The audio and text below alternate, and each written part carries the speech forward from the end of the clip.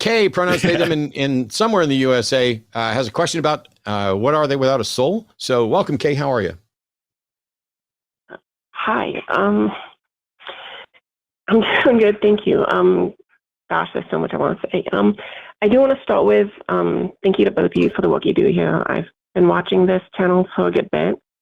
I come from a Southern Baptist background, and I've been deconstructing for a while now. I've rejected the God of the Christian Bible now that I've actually read its content and heard the arguments against it. But there is one thing that's holding me back from rejecting like all religion or spirituality or whatever as a whole, and it's the idea of a soul. Okay. So today, I guess I want to make the argument for the existence of a soul, and I want to be thorough. So first, I want to define what I mean when I say soul, because I feel like there's a lot of like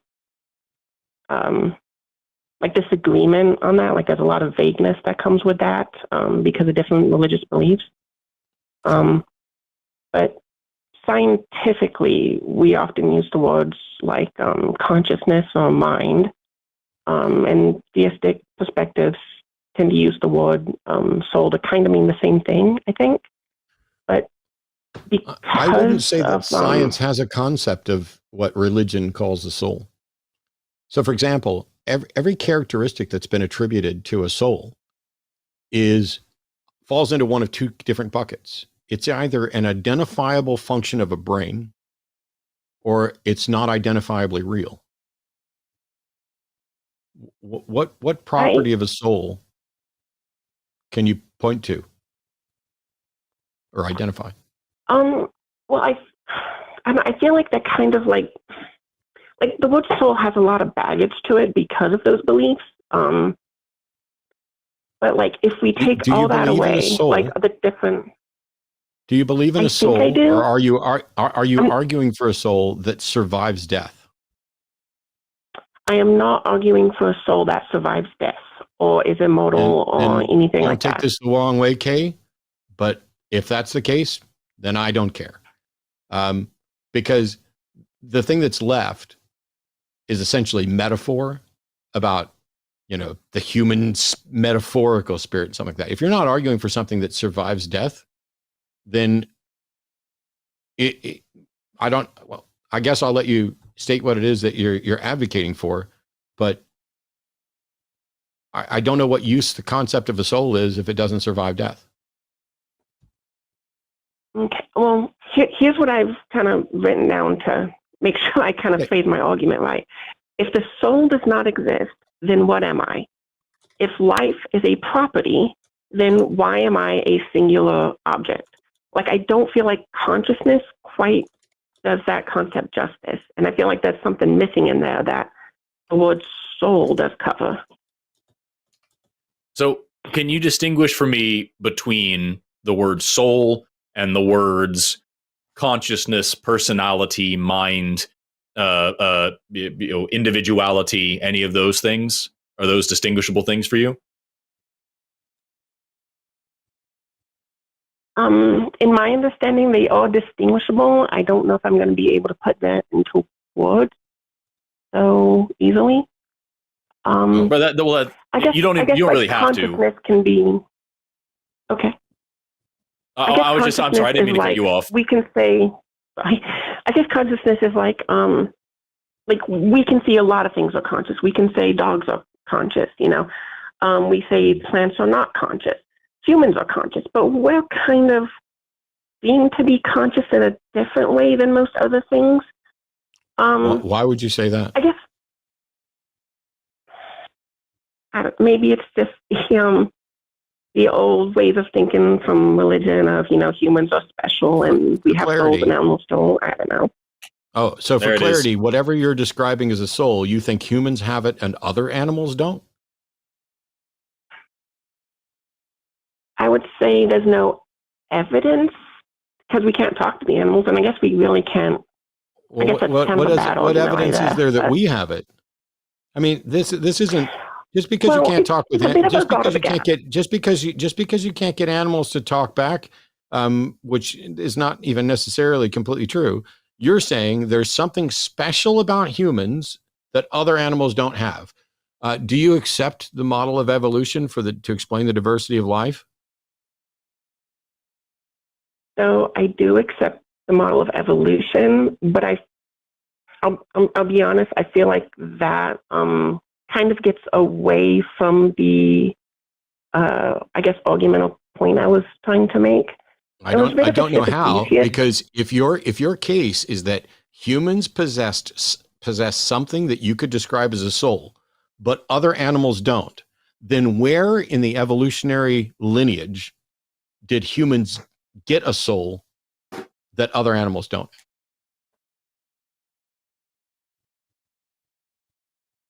I don't know. And like, I'm not saying they don't, but you did. And I admit that's probably a flawed belief that I'm still holding on to. Okay. So what is it? Can I ask another question? Yeah, go ahead, Forrest, because I don't know. So a minute ago, I asked you, can you distinguish between consciousness and personality and all these things? And I think you made a good point, which is that, other animals have consciousness and they have personalities and things like that. But you think that humans are somehow special in this way, that we also have this additional thing, this extra soul thing. I have two questions for you. Number one is, if I were to lose my soul today, assuming that that's a possibility, I don't know if it is in your worldview. It doesn't really matter if it is or not. Just assuming that if I were to, misplace my soul this morning and I don't have one anymore, what would change about me? What would be the tangible, noticeable difference that you could tell is different about me because I don't have a soul anymore?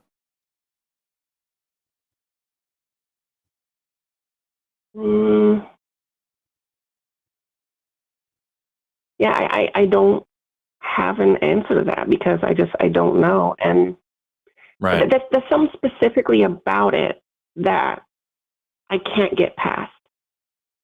It sounds the like idea that if life is property, then why am I an object? Like, my perspective is an object. If Ship of Theseus argument, if you move every part of my brain piece by piece, where do I stop being me? Like, right. There's no cell or object in my body that is me. So right. I think that's where the soul comes in. It's the singular me that doesn't have a physical point of existence. Consciousness is an emergent property. It's something that is the result of the total sum of the electrochemical activity of your brain.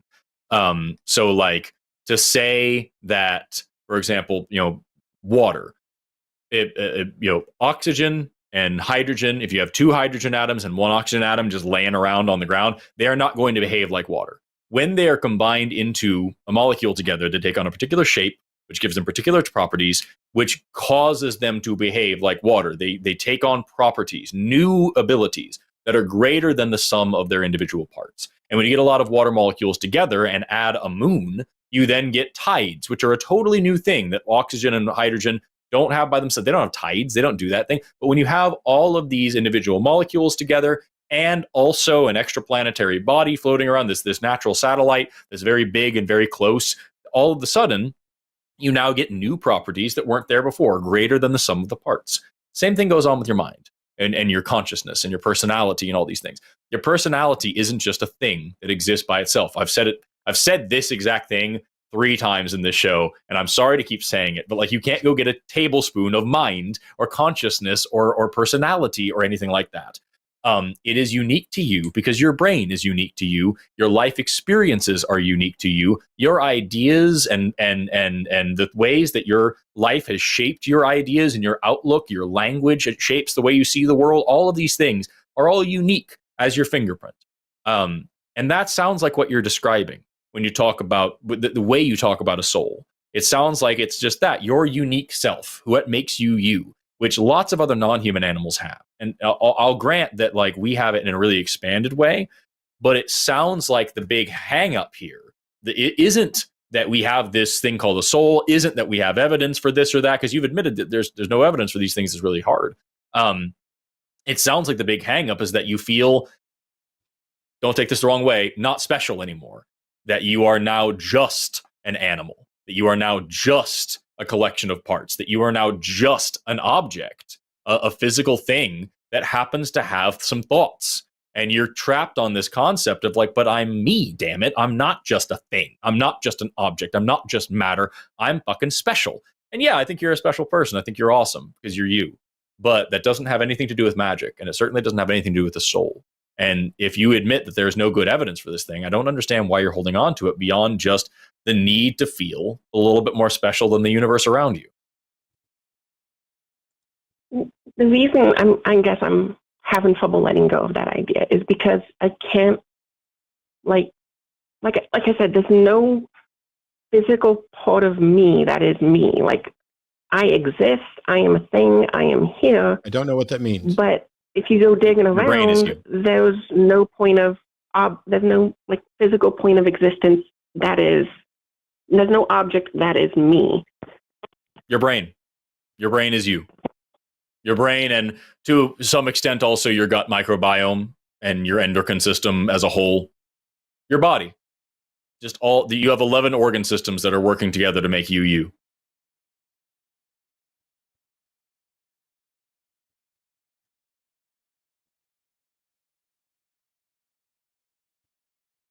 Where's the hang up with that? I don't know. I'm just having a really hard time, I guess, comprehending that. I'm not entirely sure, to be honest. So is it an issue of comprehension or is it an issue of emotion? Because like you said that like there's no single point, you move your brain piece by piece and it wouldn't, and like, yeah, I agree with all that. That's why I talked about emergent properties and things. And now you're saying again, well, there's no single thing that's me. I know. If you there's good evidence to show that if you were to change the population of bacteria that live in your intestines, you would have different wants and desires and cravings for foods and things. It may change a lot about your body. It might change a lot about the way that your body metabolizes food. That'll change your physical form. That'll change your personality. That'll change your outlook on life. If it changes it in a significant way, you could get a lot of health issues and maybe become depressed, and you'd be a very cynical and bitter person all of a sudden in a different way than you are now. There's lots of ways we can change your physical body without even talking about your brain, which, as you already mentioned, we could take pieces out of and change who you are fundamentally. There's plenty of experiments on that. So like, is it an issue of you just want to hold on to this idea, or is it an issue that you just don't understand, human biology in that way, which is totally fine. You don't have to. It's not like you're going to, unless you're specifically trying to learn that shit. Nobody needs to know that. But like, where is the actual hang up residing? So I don't disagree that physical things can affect us in the way we think and all that. I don't disagree with any of that. I feel like there's something missing in that explanation. And whatever's missing, what can you tell me about it? Whatever's missing, what can you tell me about it? I guess I'm just caught up on the idea that when I am experiencing life, I am experiencing me. I am a singular me, a singular object. But if you go digging around inside, there's no object that is me. You're not a sorry. We just addressed that a few times. You're not a singular object. So when you say you're experiencing yourself as a singular object, your experience is wrong.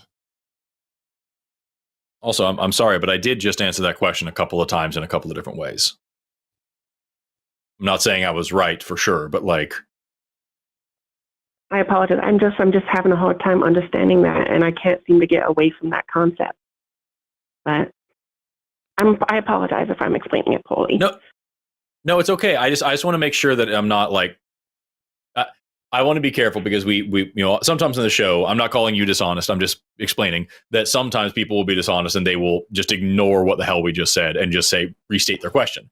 And so like, is there something that I said that you specifically have an issue with, or something that I could explain further? Something you don't understand? Is there something about my claim that you reject? That's totally okay. Like I said, I'm not saying for sure that I'm right. I think I am, but like, is there something specific about what I said that doesn't make sense? Because I did just answer that question twice.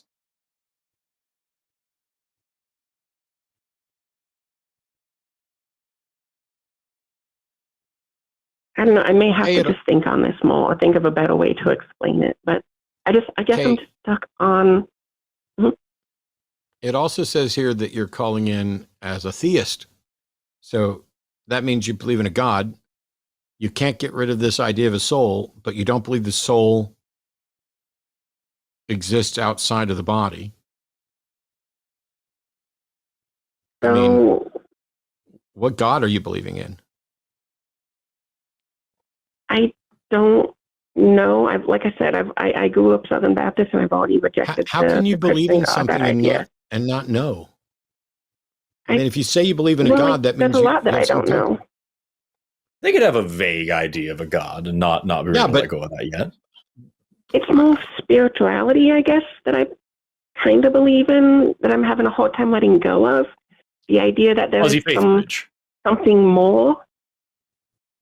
Yeah, spirituality is the fuzzy faith bridge. It's when you let go of a specific God claim, but you're not ready to let go of things like souls, even though you don't have any evidence for them existing, and you can't define what they are or aren't, and you have no idea where such a thing would come from or reside. It's this gray area in between belief and not belief in supernatural things. It sounds like you're on the right path to deconstruction. You just need to take some more time to grapple with where your personality comes from. Maybe if you're into science, read some biology and psychology literature on exactly that.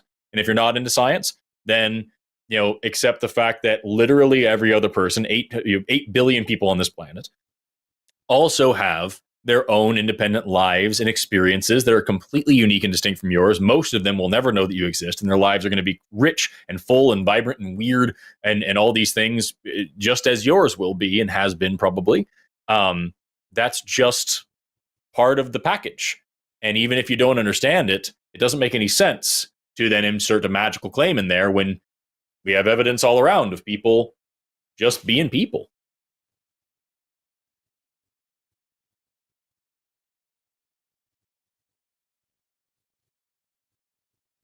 Okay.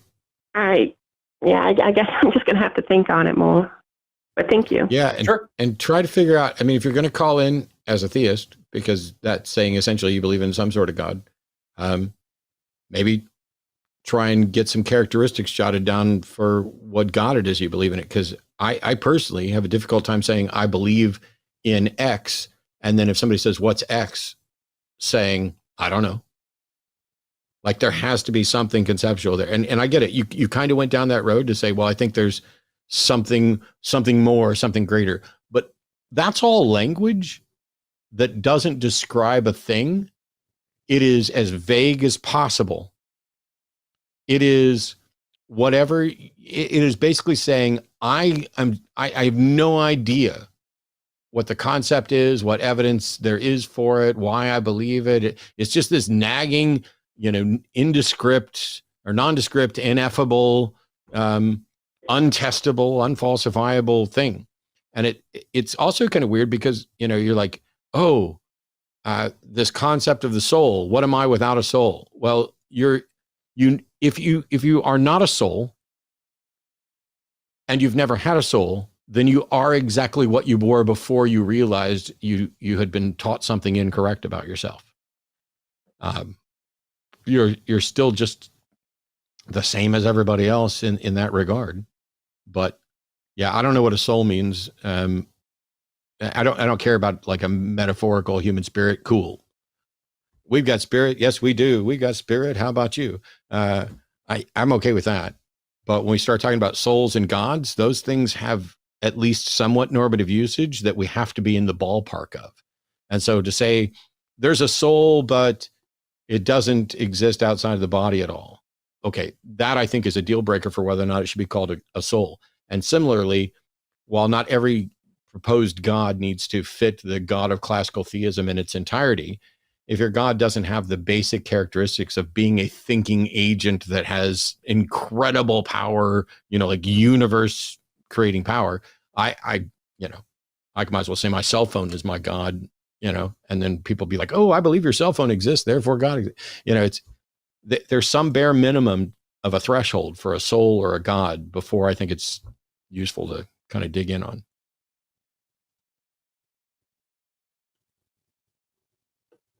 That makes sense.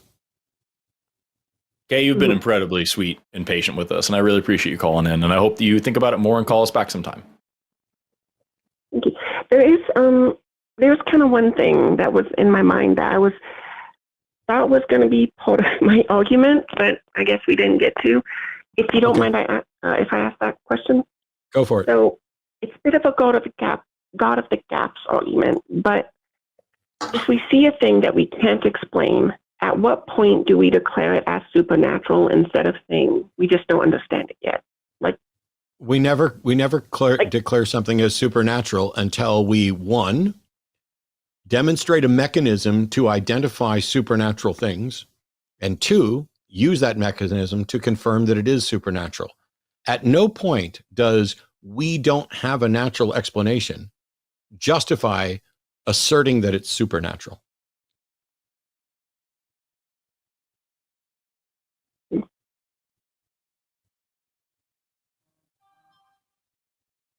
But wouldn't we feel like if there was hypothetically something supernatural, like, and we tried to study it, like, at what point do you just say that is supernatural versus I just answered that question. I just it. answered that question, Kay. If there's something supernatural, we currently have no way to identify that it is in fact supernatural. We currently have no way to test for whether a proposed supernatural explanation is in fact supernatural. And until we have a way to identify and confirm that something is supernatural, you don't get to say that it is supernatural. Just like if you don't have a way to detect high blood sugar, if you don't have any way to detect high blood sugar in a patient, you don't get to just say, oh, we've ruled out all the things I know about, therefore it's high blood sugar. That's not how epistemology works. That's not how sound reasoning works. Nothing. You never get to claim it's supernatural until you can demonstrate that supernatural things exist, you can detect them, and this one has been confirmed.